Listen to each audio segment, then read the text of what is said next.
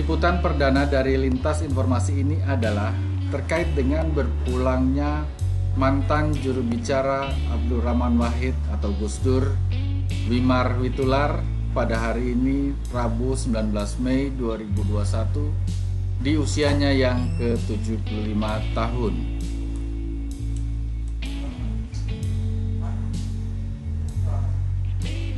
Dikutip dari tribunnews.com Jakarta, berita wafatnya Wimar Witular ini dibenarkan oleh Erna Indriana selaku Direktur Utama Biro Konsultan Intermetrix Communication atau IMX yang didirikan oleh almarhum Wimar. Wimar sendiri didiagnosa dokter karena sepsis atau multi organ failure. Penyakit yang membawa Wimar ke ICU bukan karena COVID-19, demikian Erna menambahkan. Hal ini berdasarkan hasil tes usap atau swab test PCR yang dilakukan sebelum menjalani opname di Rumah Sakit Pondok Indah, Jakarta Selatan. Diketahui sepekan sebelumnya, Wimar dalam kondisi kritis dan dirawat di ruang unit perawatan insentif atau ICU sejak Rabu 12 Mei 2021 lalu. Saat video ini ditayangkan, jenazah Wimar masih di Jalan Madrasah nomor 5B, RT 012, RW 002 Gandaria Selatan, Cilandak, Jakarta Selatan, dan rencana pemakaman akan dilakukan di TPU Tanah Kusir.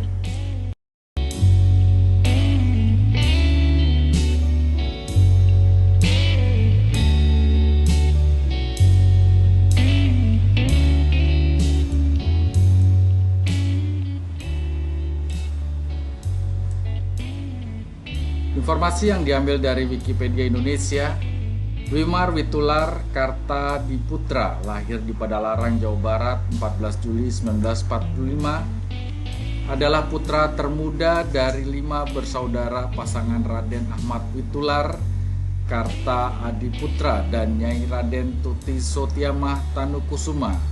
Ia adalah adik Rahmat Witular, Menteri Negara Lingkungan Hidup Republik Indonesia pada Kabinet Indonesia Bersatu, dan adik ipar dari Erna Witular yang juga mantan Menteri Indonesia.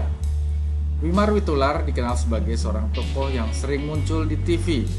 Selain itu, ia juga pernah menjabat sebagai juru bicara Presiden Republik Indonesia pada era pemerintahan Abdurrahman Wahid.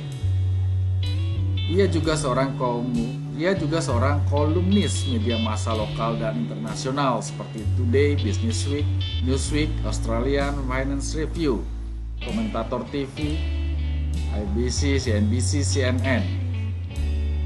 Wimar Witular juga sering dipercaya untuk menjadi pembicara dalam berbagai acara internasional dalam bidang politik dan ekonomi seperti di Sydney, London, Washington, New York, dan Singapura. Karir Wimar sendiri di bidang komunikasi terbilang moncer.